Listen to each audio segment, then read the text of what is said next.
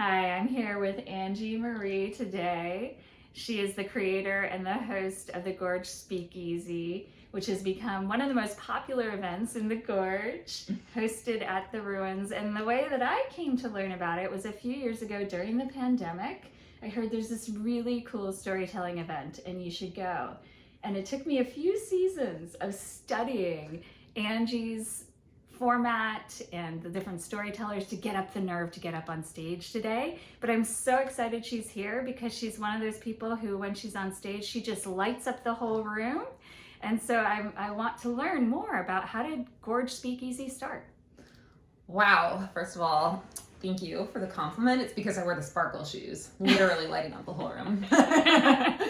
Well, the Gorge Speakeasy started as a someday when it's not pandemic anymore type of idea. So if you think back to late 2020, early 2021, especially here in the Pacific Northwest, we have those like gross, rainy, dark winters. You just want to like sit inside and not talk to anyone all day. But because it was pandemic, we were really starved for that social connection.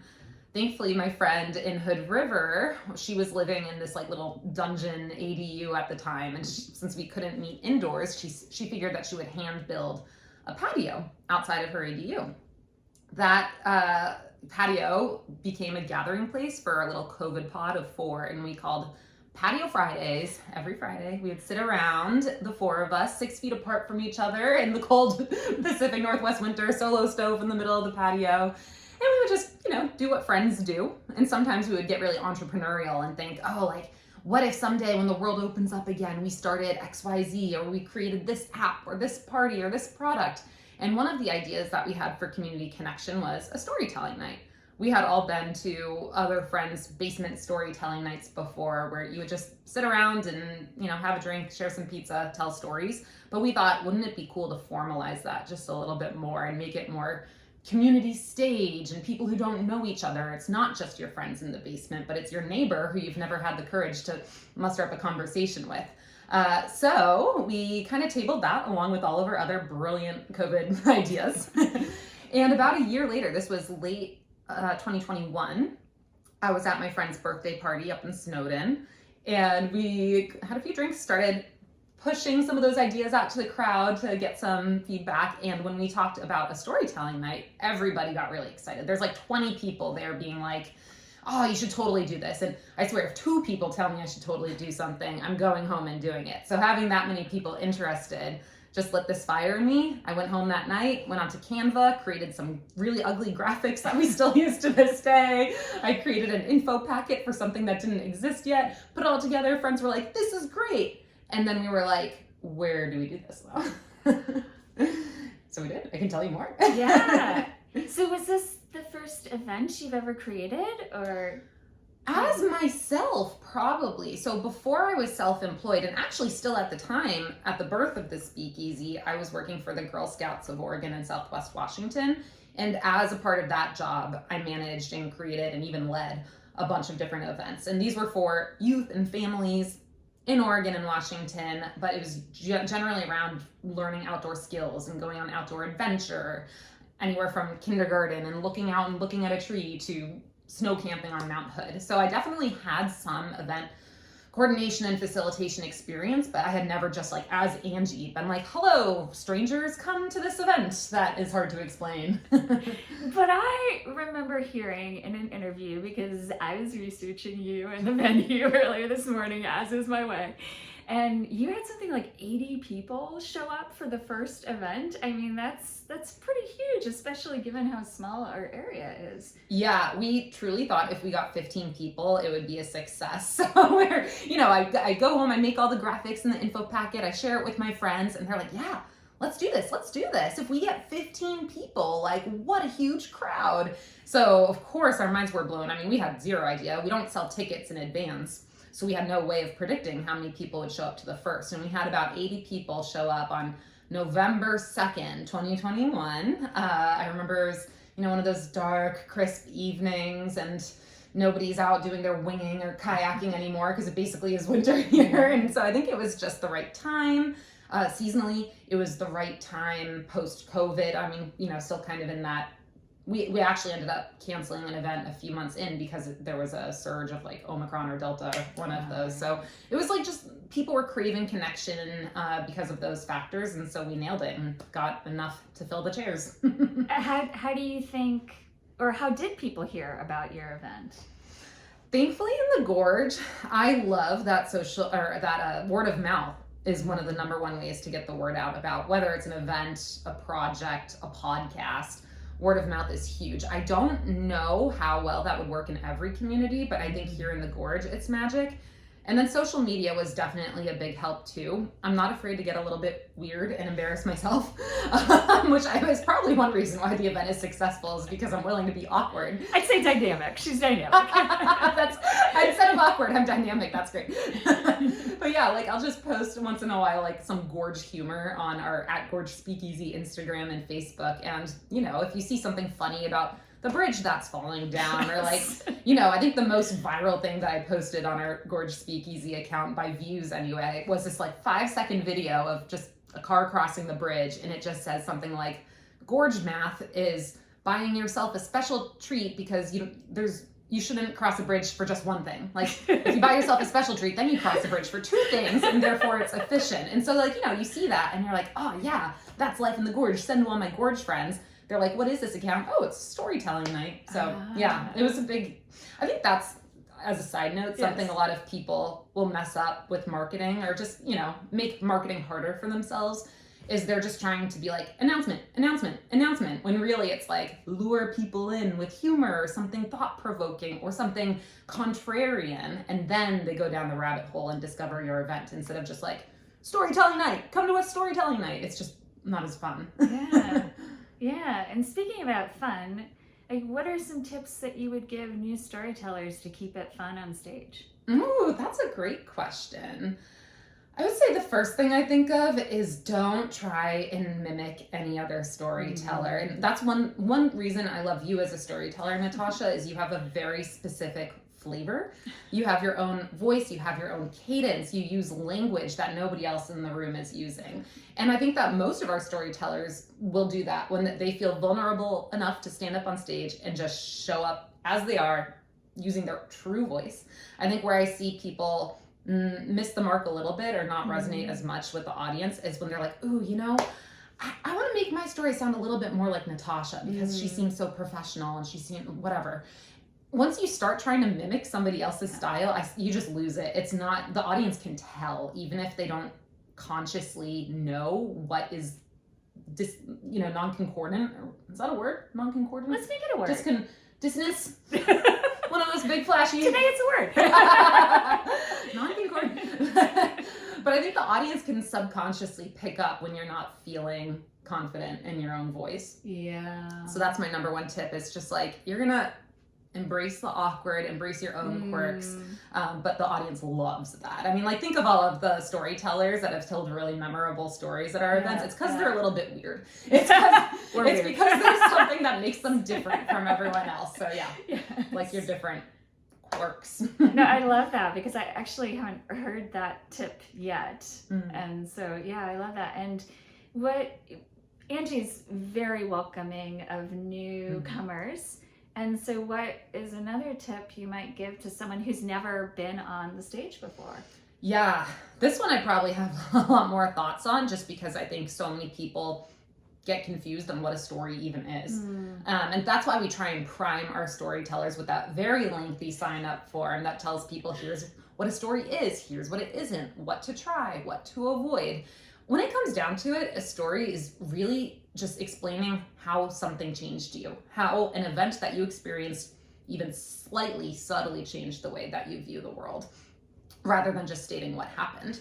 So I think if this is your first time standing up on stage telling a story, I would just focus, what is the main point? If I had to boil down my entire story into one sentence and one sentence only, what are the supporting facts that I can throw in to support that one sentence? And don't worry about the tangents, don't worry about the extra information. If it's not pertinent to that one single sentence, save it for another time. Just like people love short, quick, snappy stories that get to the point. Yeah. And then you can start, as you get more comfortable in your own voice and your own quirks, then you can start adding on the extras, I think. Yeah, and I was in the interview earlier today, I was hearing you give the suggestion about knowing the first sentence and the last sentence.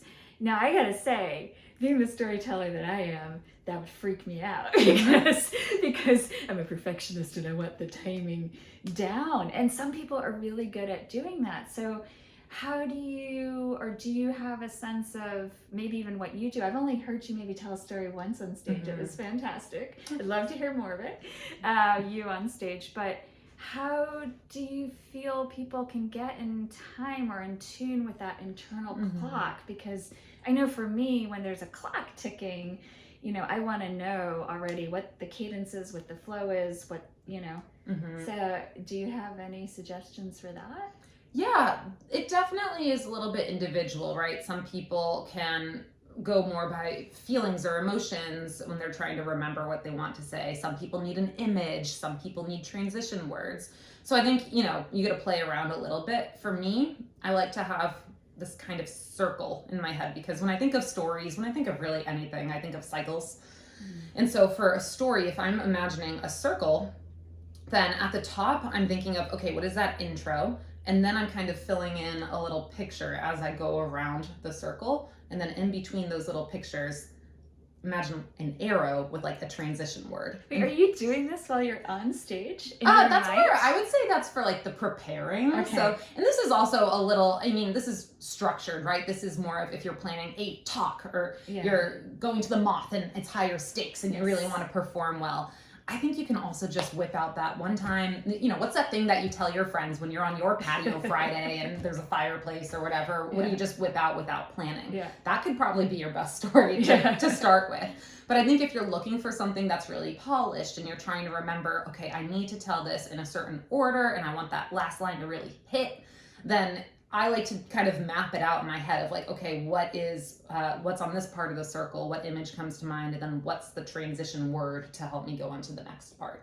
But I do think it's helpful for some people to know just the first point and the last point because they don't sound as natural if it's all completely rehearsed or memorized. I think it's actually pretty rare for people to fully memorize a story, a talk, a speech, and make it sound really natural. Like that's a skill. Yeah. For a lot of people, if they're reciting word for word what they memorize, it'll sound a little bit robotic. So depends on the person, depends on their experience level. But that's why we like to just have people speak from the heart instead of reading from notes.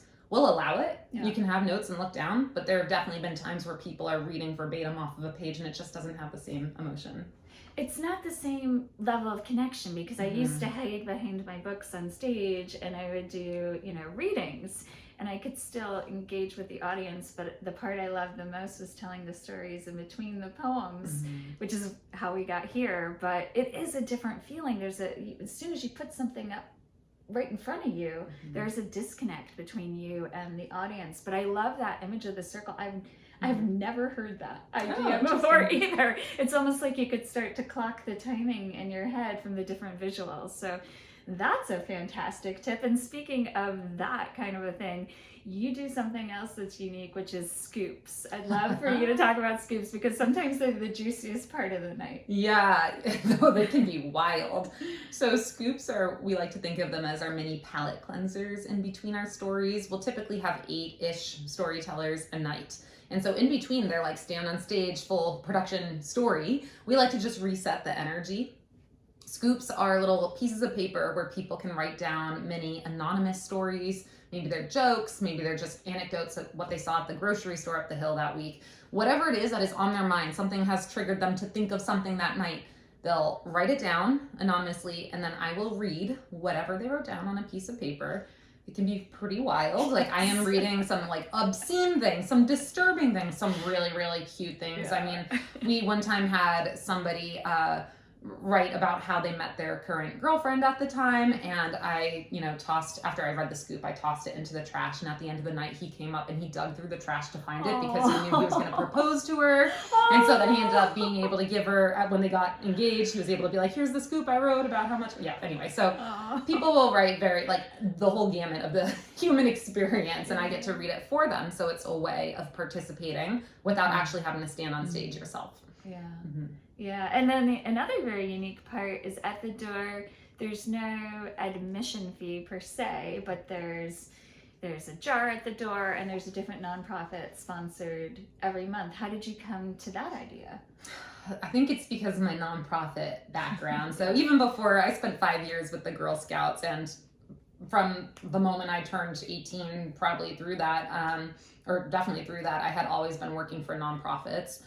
So there's just some part of me where just like, I just feel like I need a greater purpose and I need this to mean something and impact the world. Like there's just something driving me in that.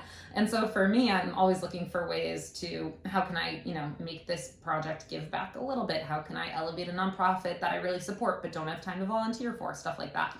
So when we were putting together this idea for a storytelling night, I was like, well, what if we donated a percent of proceeds to a different nonprofit? The very first event, we chose the warming shelter that's opened over the winter in town. Didn't tell them, ended up giving a donation just randomly afterwards. Sweet. Literally for the first maybe 6 events, we just like wouldn't tell them in advance. We would just choose a cool That's nonprofit, great. be like, yeah, we're donating to this nonprofit tonight, and then a week later sending them a check and they're like, what was this? So eventually I got to the point where I would be like, hey, would you like us to raise money for you? Of course, they always said yes.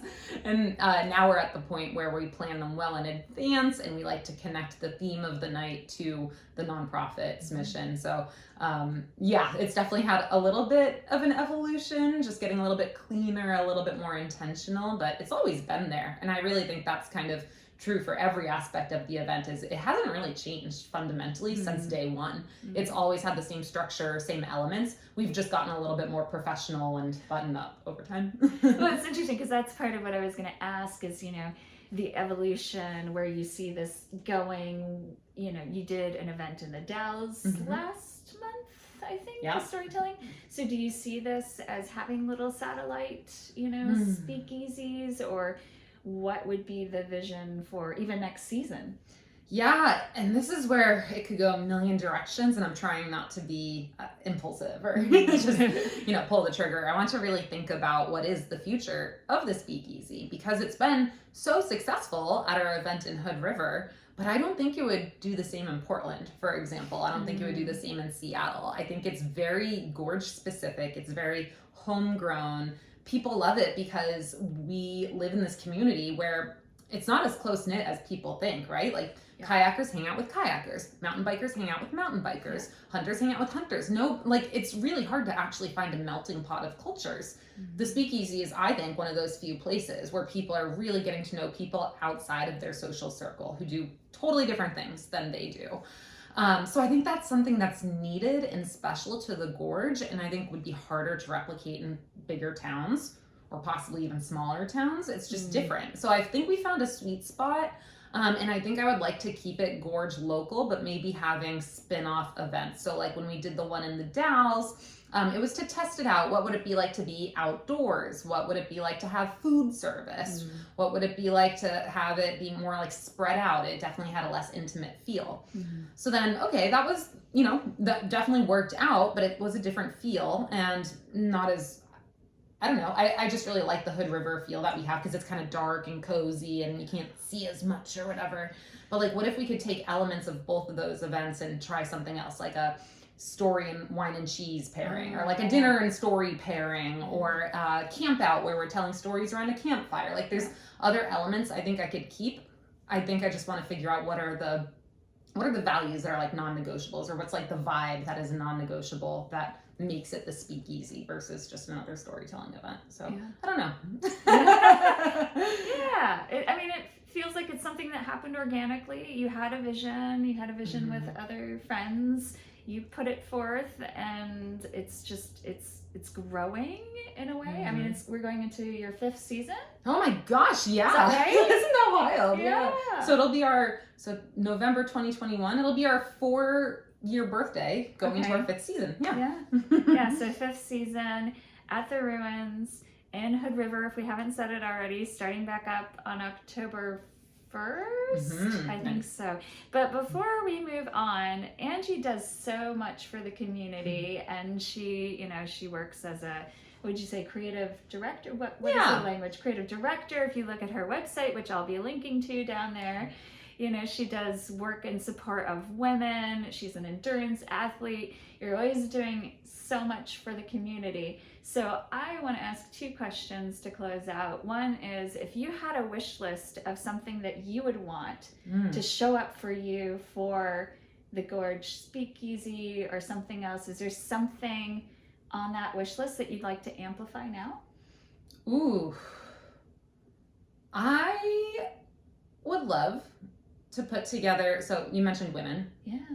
Even though the speakeasy is for everyone and it's for my community, that means a lot to me. What really drives me in the rest of my work is women's equity and making sure that women can live their happiest, healthiest lives and break through those patriarchal barriers. Like, I'm all about smashing the patriarchy, and I do think storytelling can help with that too. But I think as far as a wish list in relation to the speakeasy, I think it would be great to find, you know, whether it's a partner or a venue, but something where we can gather a whole bunch of adventurous, outdoorsy, feral women and teach them storytelling skills, and then put on like the best storytelling show ever, where we're just like unleashing our rage. Tap me for that. Yeah, one. yeah. That sounds fantastic. Already found my wish list item then. And also, you know, speaking of that, because again, you amplify so many other voices, what is a creative project that you're working on for yourself that you might want to share about?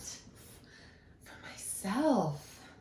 Do you have time for yourself? I gotta admit, it has been a struggle. And it got, I think my own, just for fun time, got away from me in the past it's been over a year of feeling too busy, too full. Yeah. And meanwhile, I'm over here preaching to everyone, like, take time for yourself, have fun, blah, blah, blah. That's how And it even goes. like, I mean, I'm like one of those people that like turns everything that I'm passionate about into like some sort of like bigger thing. And I don't think that's actually that healthy. Like I want to actually get better at finding things that are just for me. Sure. Like even, you know, I'll do these ultra marathons and stuff, and I'm still turning them into charity fundraisers, or I'm like creating content around them. I'm like, what am I doing? So that said, there are 2 things that actually came to me yesterday morning during Savasana and yoga, where I was like, I actually really want to learn how to figure skate. Because I used to play ice hockey. I learned as an adult. Nice. And now I miss hockey for sure. I don't miss the culture and the bro culture. Yeah. But man, I would love to learn to figure skate All and just right. like make it really fun too. I'd love to learn how to sing. Speaking of voices, right? Yeah. Like I've actually grown to I'm pretty ambivalent about my own voice. You know how most people cringe when they hear their voice, but I'm like, whatever, it's my voice, it's unique, it's a little bit nasally, it's a little bit wild sometimes, but like that's, people hear it and know it's me. Yeah. And I think that's kind of cool. But I would love to learn the skills to turn my singing voice into one that's not terrible. Because I think not everyone is going to just have a naturally beautiful singing voice, but there are skills that you can learn to be not bad. And that's what I want to learn. So I haven't made forward progress on either of those yet, but for me, those would be my next creative goals. And now that I have some time opening up in my schedule, maybe this is my nudge to schedule a singing lesson. All right. Hold me to it. We'll have to follow up with this. So singing lessons, figure skating, getting out of the basement was one of the first words you said. She got out of the basement, now she's gonna get onto the ice. Yes. We don't doubt this one. Thank you so much for your time today. Thank you, Natasha. Yes. And you're gonna have to share more of your speakeasy stories here on the screen, because yeah. 10 out of 10, like you're just an inspiration to so many. Yeah, you're one of the ones that people are gonna try and mimic. Well, don't mimic me. Do yourself. Do yourself. You do you. All right.